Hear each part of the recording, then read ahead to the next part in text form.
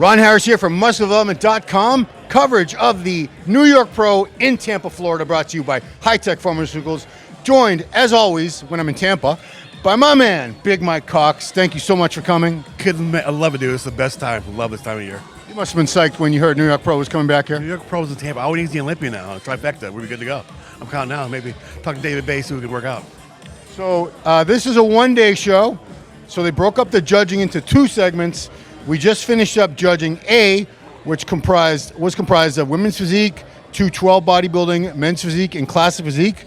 So let's run through the way it went down. Women's physique was first, and Jeannie Feldman from Miami, who's always done well. I think she did very well here in Tampa a couple weeks ago.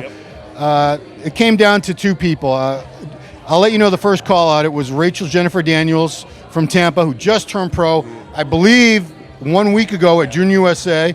She's the real Lois Lane on Instagram. Jeannie Feldman, like I said, from Miami, very good. Jody Lyons from Reading, Massachusetts, my neck of the woods. Know Jody pretty well. Sherry Priami from Melbourne, Florida. Diana Schnate from New York, and Lisa Ward from St. Petersburg. But it did come down to these two. And typically, turning pro a week later, after turning pro, doesn't always work out very well. But this girl, she brought the goods. She was phenomenal. Like, last week she looked great. This week she looked just as good. You don't see people, win a week before and then maintain that condition. But to, get your pro card to come here and you're fighting for a top two, I think she's going to win. It was kind of close between the two of them. Jeannie was a little bit bigger. Her back double bicep was phenomenal. But Rachel just flowed so well, man. And how she presented her body, she kind of twisted a little bit, which made her waist appear tiny. She had that thigh flared out.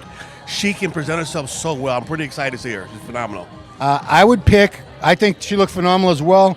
I would go with Jeannie for the win, based on structure, wider clavicle, just more of an X frame. I'm a big structure and shape fan, so that's how I think it's going to go down. But that's good. We don't have. If we agreed all the time, how freaking boring would this be? Okay, so let's move on. I'm going out of order here. Men's physique. Wasn't familiar with a lot of the names or characters, but I believe this Rodrigue Chesnier from France, number 50. They had him in the middle. They moved him out after the first call out. They put him back in line, and I think that's the guy for men's physique. Yeah, and even a lot of these guys too, man, like their upper bodies are getting so big. You want to see them maybe try to even take a stab at classic physique because these are some big dudes. We give them a lot of grief sometimes, for, board shorts, but these guys are pretty jacked, so he looked phenomenal. He's probably a clear winner. I'll tell you right now, a lot of these guys in men's physique today had more upper body mass than a lot of the guys competing in classic physique. So there. Yeah, we can't make fun of them anymore. Sorry, guys, for making fun of you all those years.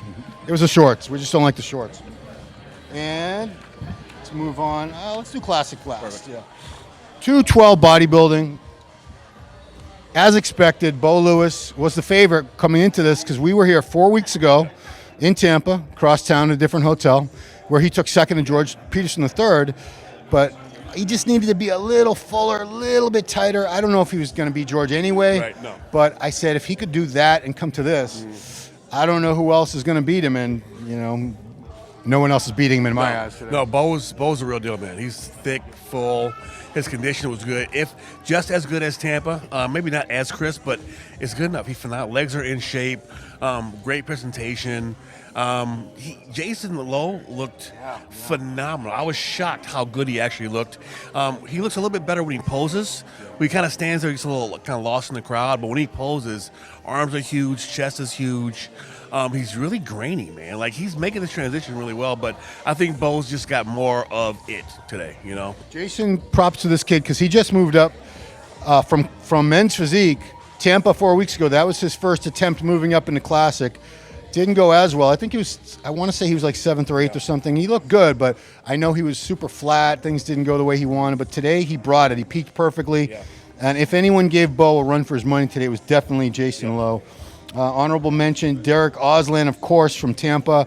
Phenomenal shape, structure on this guy.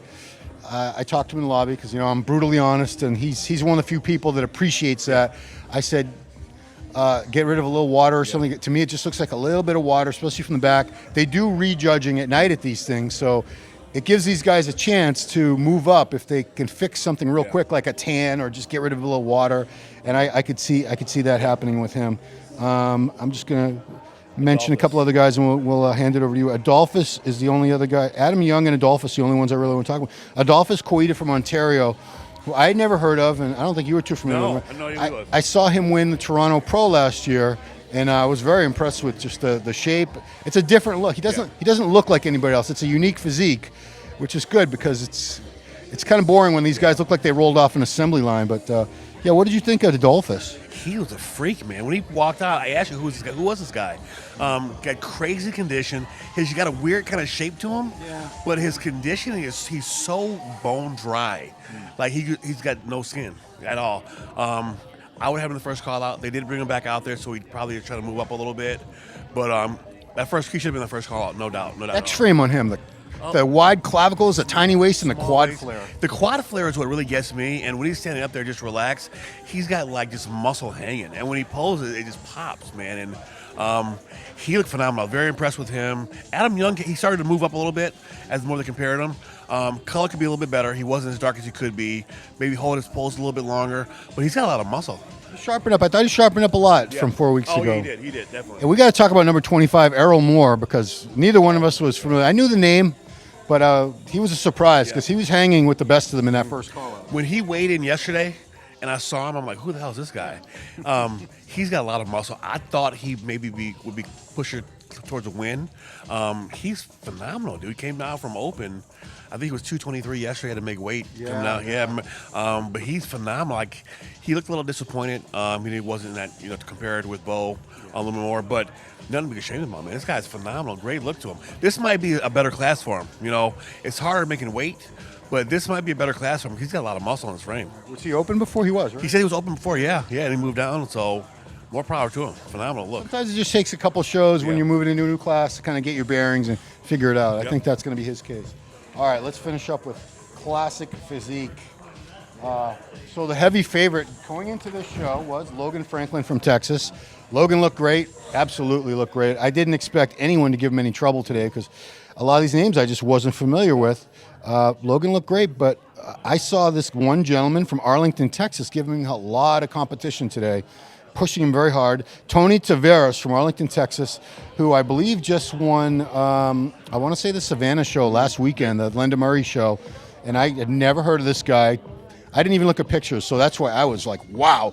When he came out, wow. I mean, if you compare the two, I just see more fullness with Tony, more bubbly pop to the muscles, especially things like the chest, the back. It's going to be a tough call between these two. Logan looks really good. He's the favorite coming in. Tony just looks great, though, man. Like, he's got more of it. They both are conditioned, but Tony's got a little more detail. He's got more muscle to him. And this is a muscle show, Classic, you have to look classic, yes, but it's bodybuilding, okay? It's still about muscle. And Tony's got a lot of muscle. Even the guy that might be third, I forgot his name. Jason Brown? Jason Brown. Another Texan. He looks good too, man. He was compared with Logan very well.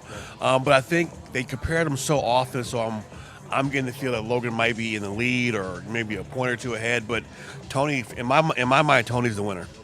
And of course, I got to mention this new guy, Kirill Kudayev. He's from Ukraine. He's Dennis Wolf's client. Shape, condition, right on. I've never heard of this guy before today. When I saw him by himself, I was very impressed. When he stood next to these other guys, you could see he needs to fill out more. He got outmassed. This is a guy I could see doing well in the future if he gets a little bit bigger. He's got beautiful shape to him. He poses very well. Very classical poser. Poses like Dennis. Yeah, he does. It's kind of eerie. Tall guy, blonde hair. When he gets bigger, look out. But when he was up there with the other guys, he kind of got lost because he wasn't as big. But by himself, man, his condition was insane. Some of these guys got a great twisting back shot that's phenomenal, and his was phenomenal as well. Just keep growing. Once he grows and fills out, and he's got such a big frame to grow on, man. So once that's filled out, he's going to do some serious damage, big time. Really interesting. I'm very interested to see what the judges are going to do between Logan and Tony. And, these shows are nail-biters now because they do the confirmation round or rejudging, whatever you want to call it. And places do change. Guys do fix little things like tan and water, or they fill out more and they look better, or some cases worse. Usually they look better though, because usually it's something that they get feedback, and if it's something can be fixed in a matter of a few hours, them and their coach, they'll fix it. So that's what's interesting. So that was just half the judging, guys. This was only prejudging A wrap up. The other divisions are going to follow. That'll be, of course, men's open bodybuilding, women's bodybuilding. What else was there? Anybody? Women's figure, and bikini. Yeah. There we go. So 8 divisions today. Easy show for us. Yeah, usually we have like 11 or 40 or 50 divisions, but this is great. So guys, please go to musculardevelopment.com. We're uploading all the contest pictures by Hector Mendoza. We got interviews that we did last night. We've got all kinds of stuff. Paparazzi pictures we're loading up. It's going to be tons and tons of coverage for you guys. We're trying to do our best to make you feel like you're right here at the New York Pro in Tampa, Florida. So please stay tuned for more exciting coverage brought to you by High Tech Pharmaceuticals. For Big Mike Cox, Ron Harris, we'll see you then.